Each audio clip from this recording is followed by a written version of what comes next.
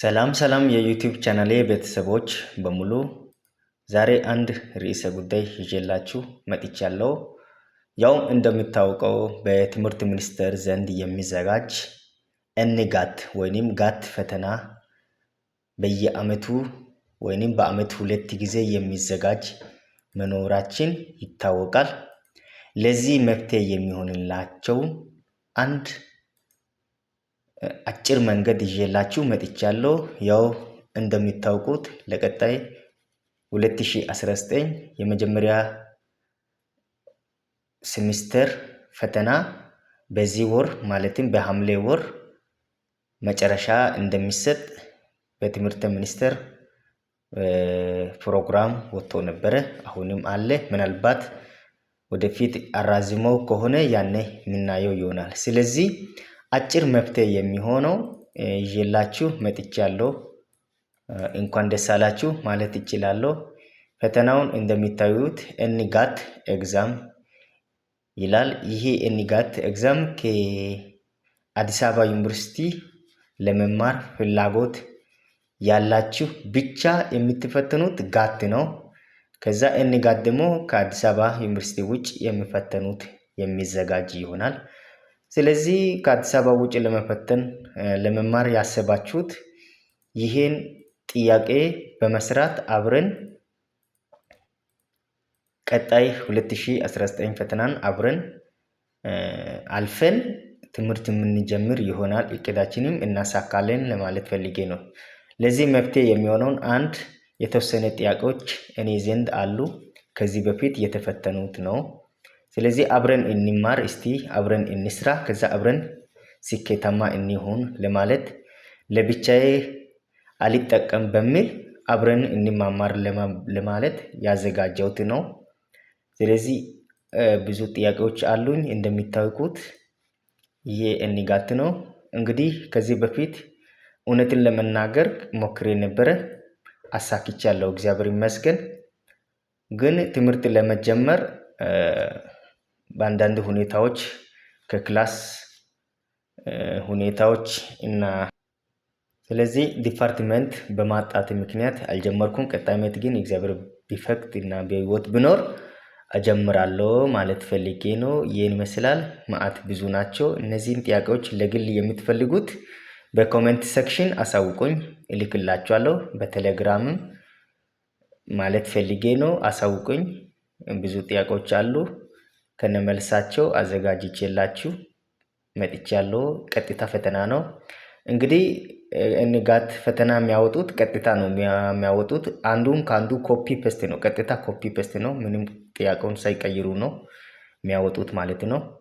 ስለዚህ እነዚህና የተመሳሰሉትን አብረን እናነባለን፣ አብረን እንሰራለን ማለት ፈልጌ ነው።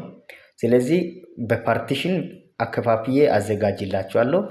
ስለዚህ ከእናንተ የሚጠብቀው ይሄን ቻናልን በመጀመሪያ ሰብስክራይብ በማድረግ አብረን 1-2 ጥያቄን እንሰራለን ማለት ፈልጌ ነው። እንግዲህ ወደ ጥያቄው ከመሄዴ በፊት ጥያቄው ኤንጋት በውስጡ ምን ይይዛል የሚለው ጋር ልሂድ። አንደኛ በውስጡ 3 ሀሳቦችን በዋናነት ይዞ ነው ያለው ይሄ ኤንጋት ፈተና።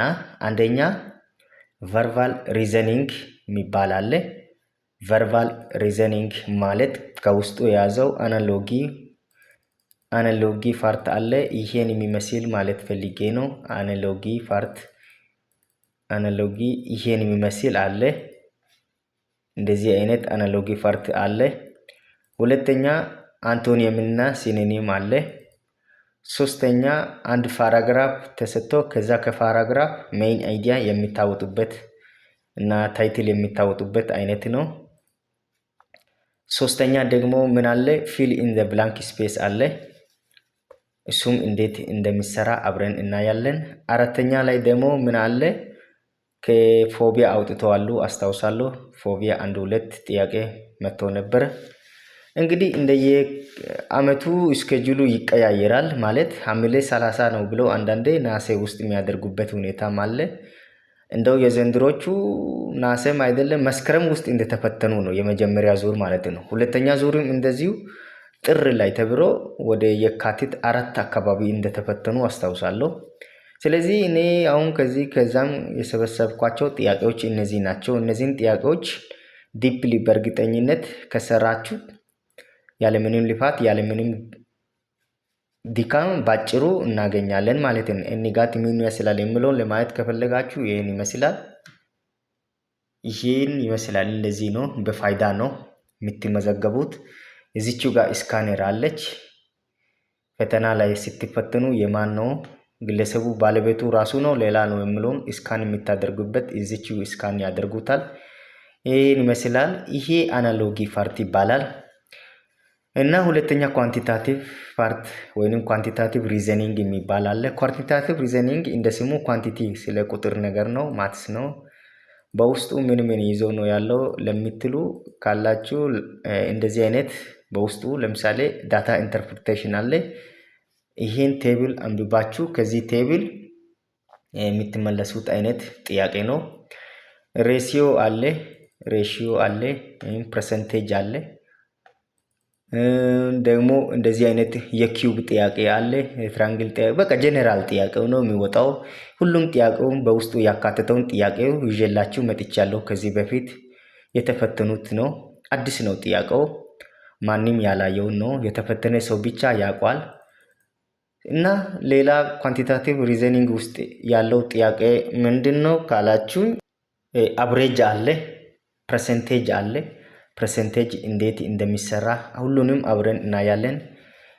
ፋይንድ ቫልዩ ኦፍ ኤክስ የሚል አይነትም አለ፣ እንደዚህ አይነትም አለ። ኢንኢኳሊቲ ኮሽንስ አብዛኞቹ በእርግጠኝነት ሎየር ግሬድ ላይ የተማርነው አይነት ሆኖ ትንሽ ኮንሰፕት ይጠይቃል። ሎየር እውቀት ያለው ሰው ያለምንም ስጋት ያለምንም ጥርጣሬ ያልፋል፣ ያገኛል ማለት ነው። ከዚህም ባሻገር ደግሞ እነዚህን ያዘጋጀሁላችሁን በሾርት ኖት አዘጋጅቼላችኋለሁ። እነዚህን ጥያቄዎች በሌላ ሞጁል አዘጋጅቼላችኋለሁ። ከዛ እነዚህን ብቻ ከሰራችሁት በእርግጠኝነት ያለምንም ልፋት ማለፊያን እንደማታጡ እርግጠኛ ሆኜ ልነግራችሁ እወዳለሁ። ቢያንስ ከነዚህ ከ50 ብዙ ጥያቄዎች ከነዚህ እኔ ያው ካዘጋጀሁላችሁ ሞጁሎች ሙሉ በሙሉ ከጭንቅላታችሁ ይዛችሁ ፈተና አዳራሽ ከገባችሁ ኢቭን ቀጥታ ከፈተናዎች ስለሚመጡ 30 ኮፒ አድርገው ካወጡ ራሱ ቀሪውን 20 በግምት የሰራ ሰው እንግዲህ ማለፊያን ያገኛል ማለት ነው። ሾርት ከት ማለት ነው።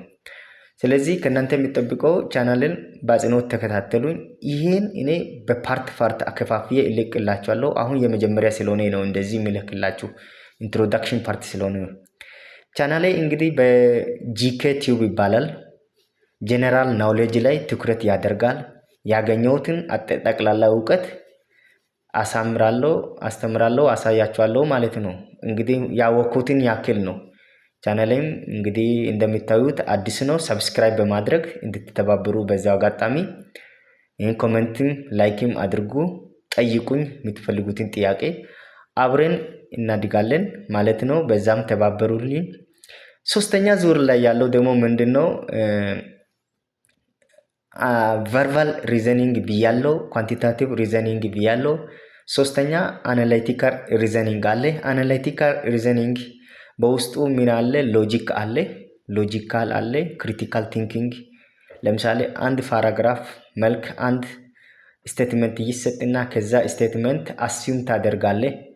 አርጊውመንት ይሰጣል። ከዚሁ ደግሞ አስዩም ታደርጋለህ። የትኛው ስትሮንገስት ነው፣ የትኛው ዊከስት ነው፣ የትኛው ትሪተንስ፣ የትኛው ደካማ። እነዚህ አይነት ሁሉም ጥያቄዎች በውስጡ አሉ። ለምሳሌ ይሄ ማትስ ጥያቄው ነው። እሺ ቆዩ ላሳያችሁ። አናላይቲካል ሪዘኒንግ ይሄን ይመስላል። ለምሳሌ ከዚህ በፊት የቻይና ኢኮኖሚ ራፒድሊ እያደገች ነው አይነት ነው። ከዛ ሁሉንም አብረን እንሰራለን። ይሄም ይመስላል። ሁሉንም አብረን እንሰራለን። ይሄ አናላይቲካል ሪዘኒንግ ይሄን ይመስላል። ፖቨርቲ በቃ ጀነራል ናውሌጅ ላይ ያተኩራል። ይሄን ይመስላል አናላይቲካል ሪዘኒንግ። ሲሎጂዝም የሚባል አለ። ስቴትመንት ኮንክሉዥን የሚባል አለ። ሲቲንግ አሬንጅመንት አለ። እነዚህ እና ወዘተ ጥያቄዎችን በውስጡ የያዘው በሙሉ አናላይቲካል ሪዘኒንግ ይባላል። ወይንም ሎጂካል ሪዘኒንግ፣ ክሪቲካል ሪዘኒንግ ይባላል። እነዚህንም ሁሉንም ቢሆንም ከዚህ በፊት ተፈትኜ ስለነበርኩ እግዚአብሔር ረድቶኝ አግኝቼም ስላለው አሁን ደግሞ አብረን እናያለን ማለት ፈልጌ ነው። ጥያቄው ሲያስፈልግ ንገሩኝ። እስከ መጨረሻ ስለተከታተላችሁኝ አመሰግናለሁ።